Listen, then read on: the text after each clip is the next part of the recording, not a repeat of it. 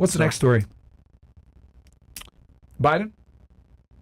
Yes. Okay. USA allows Ukraine to use missiles. So let's go ahead and pull this story up. Mm-hmm. So U.S. allows Ukraine to use long-range missile strikes into Russia. Okay, and this comes from CNN.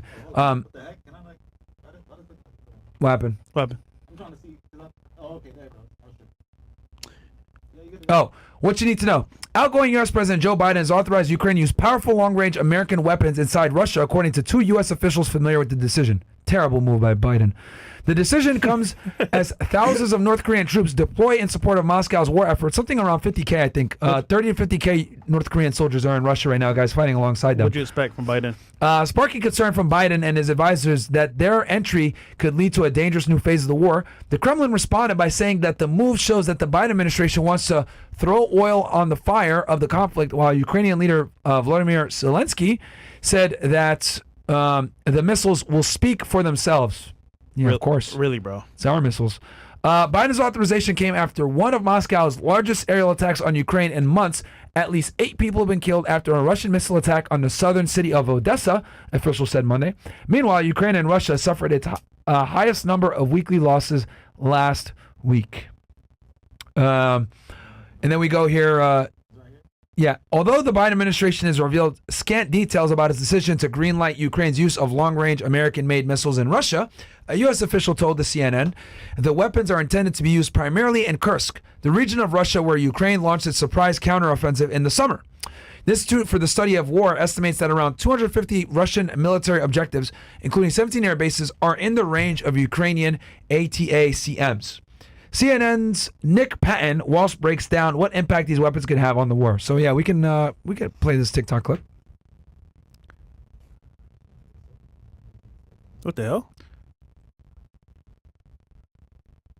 Biden has finally authorized Ukraine to fire longer-range US-made and supplied ATACMS missiles into targets inside of Russia. This is a significant escalatory move. That was the reason why he didn't give approval earlier. But now it's clear that the White House seeks to escalate back, saying that they are essentially responding to Russia's use of North Korean troops to potentially retake the Kursk region that Ukraine moved into in August inside of Russia. Will this change the battlefield overnight? That's really unclear. There aren't that many of these missiles, frankly, for Ukraine to fire, even though they can be quite precise. But it does do 2 things. It potentially gives Ukraine a little more leverage on the battlefield where it's losing significantly along the Eastern Front, and it is certainly going to involve the United States deeper in this conflict. Putin has previously suggested that essentially NATO would be joining the war if US gave this kind of permission, and Donald Trump has suggested he could end the war in 24 hours. Peace talks are certainly looming, and this is perhaps designed to improve Ukraine's position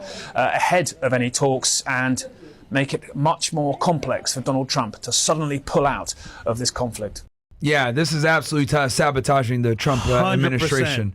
Didn't we say this was going to happen, though? Yeah. Remember we said when Trump gets elected, Netanyahu has about 2 months to go crazy in Gaza, and Putin has a little bit more time and Zelensky to go crazy over there. This is because President Trump doesn't actually become president until January 20th. So what they're hoping is Russia's going to hit back hard, real hard, and then that'll force the U.S. to stay in afterwards. Now, I think everyone knows what's going on here. I'm hoping, because Trump had spoken with something like 71 leaders within the first week of him becoming president-elect.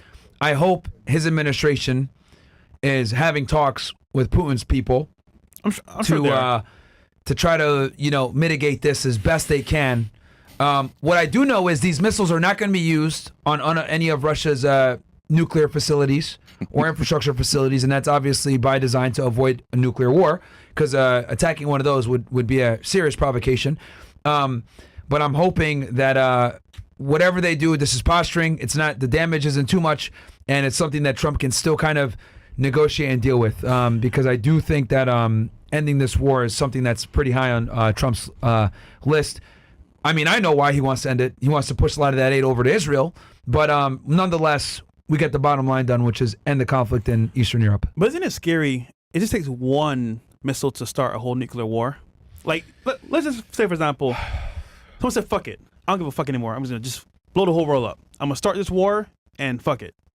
What do we do at that point? It's kind of scary, bro. Yeah. It won't happen. No, it won't happen. I'll tell you why it won't happen. Why? Because the elite live in the same freaking world we do.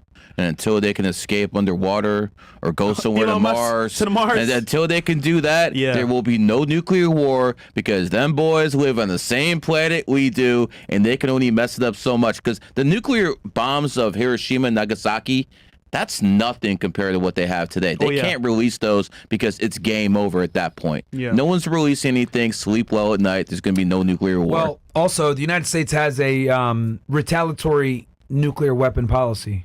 So we will never nuke anyone first. I think, obviously, the Hiroshima bombings that you're talking about kind of put us in a position where, yes, it ended World War II, and it showed that we were the global world power, but if we're going to be the leaders of the free world, we can't be nuclear bombing people first. So that we have a retaliatory nuclear policy. I don't think Russia does. I think they can hit with they do too? No, they have a dead man switch. Yeah, I know that. Yeah, I know they have a that. dead Yeah. man So switch, if someone hits them with a nuke, they can. And for those that are unaware, the dead hand system is basically where Russia really put these like really sophisticated sensors all over the country, where if a nuclear bomb strikes Russia and their entire infrastructure is gone and there's no response, and these sensors are able to pick up nuclear chemicals in the air or in the soil, it has this mechanism that will trigger all of the nuclear weapons in Russia to literally go off at the same time and headed for the United States for every major city. It's called a dead hand switch, basically, that Russia has. Very sophisticated. So basically, if they go down, everyone's going to go down with them. And obviously, we're their biggest adversary. So they have nukes pointed at all of our major cities. And London, too. Don't forget about them. They get it first. Okay. Oh, okay. I didn't know that. Yeah, that would make sense that they have the UK in there as well. Paris, probably, too. Yeah. Probably all the NATO countries. They have missiles pointed at Germany, for sure. The only one you can be assured they don't have is there's few allies there. China, North Korea, shit like that, maybe. Listen, China and Russia are not allies.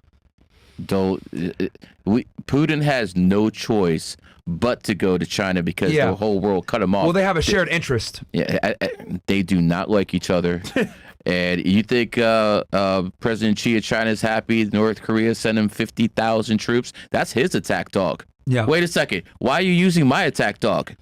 They're not happy right now. Shared interests. As long as the United States continues sanctioning and making life hard for Russia, and as long as we continue to have kind of this battle that we have with China when it comes to progression, I think they'll always, because I don't foresee us being cool with China to that degree where it's going to ostracize Russia, if that makes sense. Russia, they always get caught spying on us and vice versa. I don't think Russia is ever going to go to war with America, but as a matter of fact, Russia helped us a lot in the past if you do look at history. But China and America, 70% chance they go to war within the next 40, 30 years, probably sooner. Mm-hmm. When you have a rising superpower and an established superpower, that's happened about 12 times in history, 8 times they went to war. Yeah. So it's going to happen at some point. The best you can do right now is prepare. Honestly, that's the best thing America can do, prepare, because they have 1.4 billion people. Our best strategic ally over there is not the EU, is not the UK, it's India, because the Indians have about 1.1 billion people. They can counterbalance China. As long as the Indians are on our side, we can contain them. We got Japan over here. They recently struck a pretty big deal with Russia recently, India. They've always been good friends with Russia. Yeah. They and BRICS is just a part of it, but India is a very big sleeper threat that a lot of people don't talk about. India, Russia, good allies. Yeah. Pakistan, China, good allies. Guess what? Pakistan and India hate each other. So that's another. That BRICS is about as solid as I'm not even going. I'm not going to do it, man. Okay, fun fact: what country has the most scammers? UK, I would assume. What do you say? China. When you say scammers, what do you mean? Scammers? Scammers. India or Nigeria. One of those two. I was going to say Nigeria. It's India. Yeah. It's One India. of the two. Number one is India. Fair enough. Okay. Nigerians ain't far behind, brother. You know what I thought first? Nigeria. Just because, Yeah. Oh, friend. Yeah.